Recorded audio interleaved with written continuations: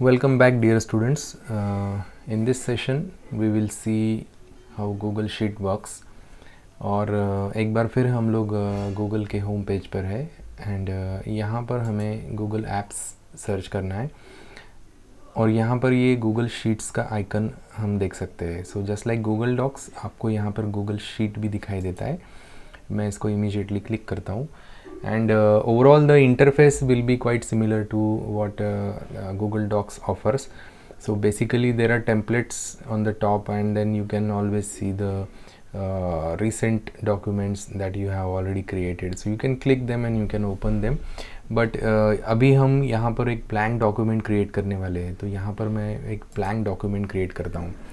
Sheet basically एक spreadsheet application है, तो इसका इंटरफेस डॉक्स से काफ़ी अलग होगा क्योंकि ये डॉक्यूमेंट क्रिएशन के लिए नहीं होता है, ये कैलकुलेशंस के लिए होता है. तो यहाँ पर आप देखोगे कि नंबर ऑफ़ कॉलम्स आपको दिखाई देंगे. To be precise 18,278 means 18,278 columns आपको यहाँ पर दिखाई देंगे.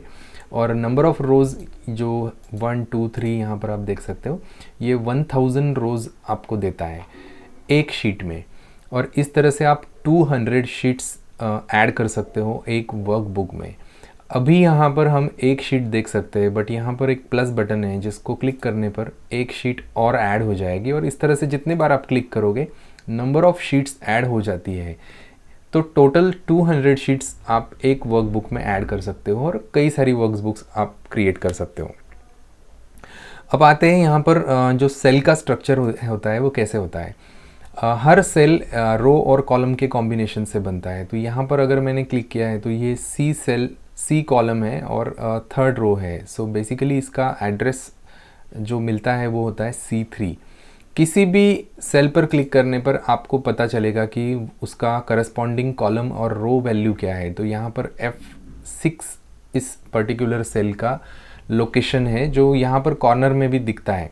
ये इम्पॉर्टेंट है जब आप कुछ कैलकुलेशंस वगैरह करोगे या कुछ फार्मूला अप्लाई करोगे, जिसको मैं आपको वीडियो में डेमोन्स्ट्रेट करूँगा आगे. फास्टली हम ये देख लेते हैं कि सेव कैसे करना है. सब कुछ वैसे ही होगा जैसे गूगल डॉक्स में है. यहाँ पर भी हम उसी तरह से सेव करेंगे. तो इस शीट को मैं सेव कर रहा हूँ. अगेन ये भी गूगल ड्राइव में सेव हो रहा है. तो सब कुछ क्लाउड पर होने की वजह से हमें वरी करने की ज़रूरत नहीं है कि ये कहाँ पर सेव होने वाला है. सो बेसिकली अब यहाँ पर हम कुछ वैल्यूज़ एंटर करना शुरू करेंगे. ज़रूरी नहीं है कि हम लोग यहाँ पर नंबर्स ही एंटर करें, क्योंकि शीट में किसी भी तरह का इन्फॉर्मेशन आ सकता है. तो टेक्स्ट भी आ सकता है. फॉर एग्ज़ाम्पल यहाँ पर कुछ नेम्स हम लोग एंटर कर देते हैं.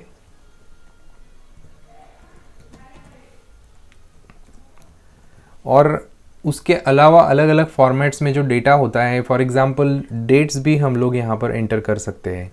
तो स्प्रेडशीट में किसी भी तरह का डेटा एंटर किया जा सकता है, चाहे वो नॉर्मल टेक्स्ट हो, नंबर हो, डेट हो, या करेंसी का डेटा भी एंटर किया जा सकता है. फॉर एग्ज़ाम्पल 1000 यहाँ पर एक नंबर है, बट इसको एज अ करेंसी अगर एंटर करना है तो हम फॉर्मेट एज करेंसी ऑप्शन यहाँ पर क्लिक करके उसको करेंसी में कन्वर्ट कर सकते हैं. अभी ये पाउंड का सिंबल दिखा रहा है, बट इसको हम चेंज करके इंडियन करेंसी में भी दिखा सकते हैं.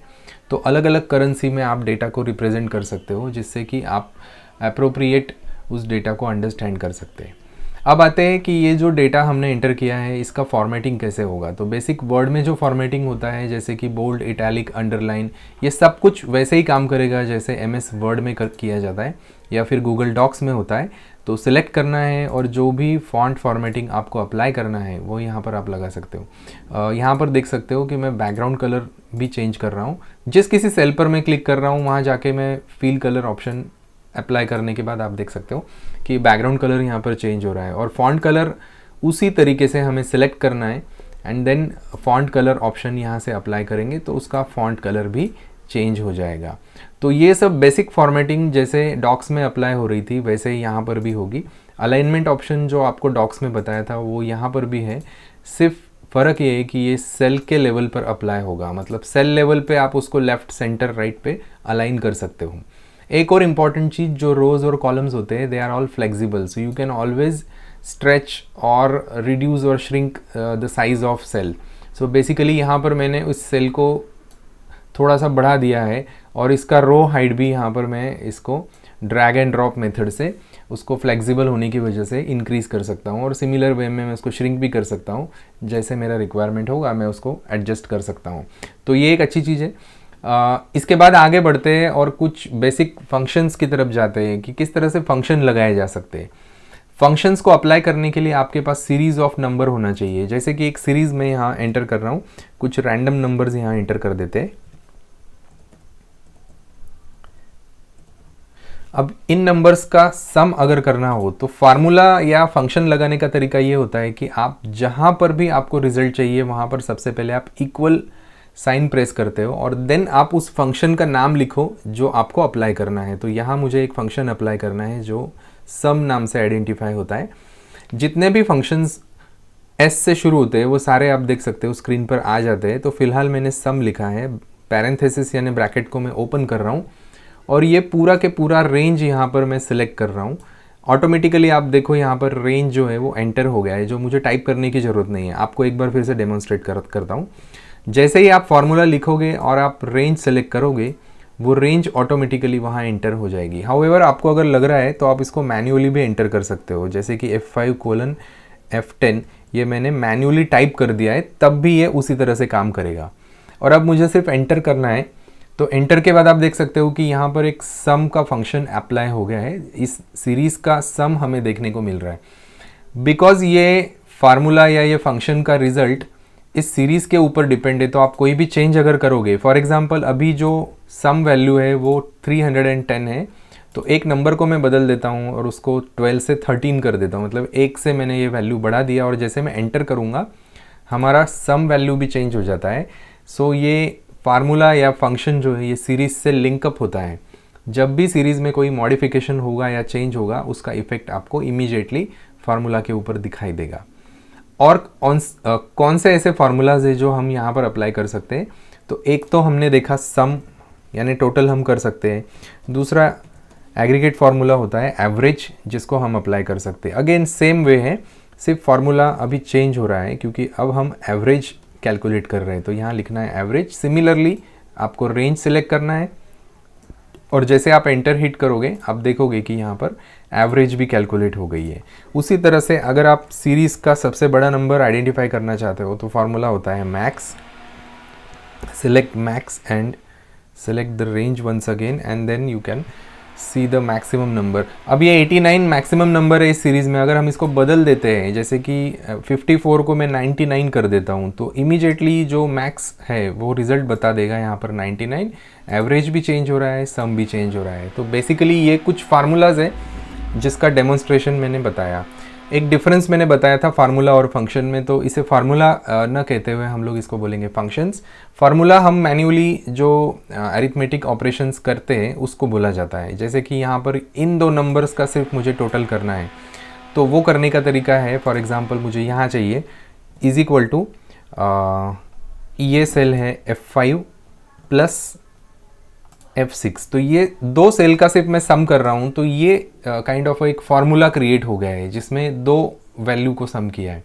तो फंक्शन ये प्री डिफाइन होते हैं जिसको आप सिर्फ यूज़ करते हो और फार्मूला आप क्रिएट करते हो अपने आप से कुछ अरिथमेटिक ऑपरेटर्स की मदद से। नेक्स्ट और इम्पॉर्टेंट फीचर जो MS Excel प्रोवाइड करता है वो होता है चार्ट क्रिएशन का। जो भी रेंज आपका वैल्यू का है उसको सिलेक्ट करना है, इंसर्ट सेक्शन में जाना है और यहाँ पर चार्ट ऑप्शन में आपको जाना है। उसके बाद आपको नंबर ऑफ चार्ट ऑप्शंस दिखाई देता है। बाय डिफ़ॉल्ट यहाँ पर एक पाई चार्ट क्रिएट हो गया है, बट आप इसको चेंज करके जिस किसी टाइप में कन्वर्ट करना चाहते हो वो टाइप में आप कन्वर्ट कर सकते हो। फॉर एग्जांपल कॉलम चार्ट है यहाँ पर और लाइन चार्ट है, तो इसको मैं कन्वर्ट कर रहा हूँ। तो ये भी लाइव कनेक्ट होता है आपके रेंज से, मतलब आपके रेंज में कुछ भी मॉडिफिकेशन अगर होता है तो आपका चार्ट उसके अकॉर्डिंगली चेंज हो जाता है। तो आपको बार बार चार्ट बनाने की ज़रूरत नहीं है। तो ये तो हो गया चार्ट क्रिएशन का मेथड। इसके बाद कभी कभी ऐसा होता है कि कुछ डेटा हमने इंटर किया है और उस डेटा को हमें सॉर्ट करना है आइदर असेंडिंग या डिसेंडिंग ऑर्डर में। फॉर एग्जांपल ये सीरीज़ मैंने यहाँ जो सेलेक्ट किया है इसको मुझे सॉर्ट करना है। तो डेटा मेनू में जाने के बाद में हम सॉर्ट रेंज ऑप्शन पर जाते हैं और किस तरह से आप सॉर्ट करना चाहते हो। आप अल्फ़ाबेटिकली सॉर्ट करना चाहते हो, मतलब असेंडिंग ऑर्डर में सॉर्ट करना चाहते हो या डिसेंडिंग ऑर्डर में। तो यहाँ पर मैं असेंडिंग ऑर्डर सेलेक्ट करता हूँ और जैसे ही ऑप्शन मैंने क्लिक किया आप देख सकते हो कि सबसे छोटा नंबर शुरू में आता है और सबसे बड़ा नंबर लास्ट में आता है और उसी के अकॉर्डिंगली हमारा चार्ट भी अब चेंज हो गया है, क्योंकि असेंडिंग ऑर्डर में हमारी सीरीज़ है तो चार्ट भी हमारा अपवर्ड जो है उसका डायरेक्शन दिखाई दे रहा है।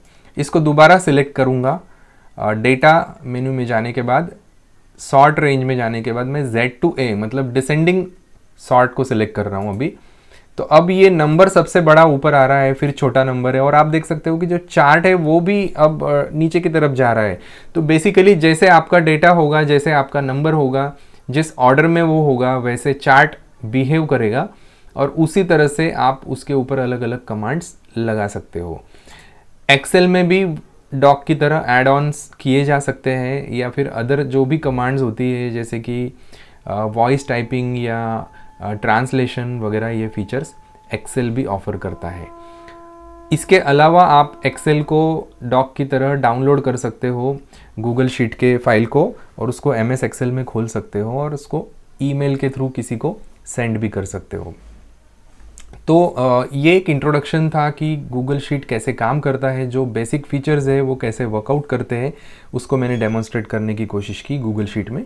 नेक्स्ट वीडियो में मैं डेमोन्स्ट्रेट करूँगा कि कैसे गूगल स्लाइड वर्क करता है।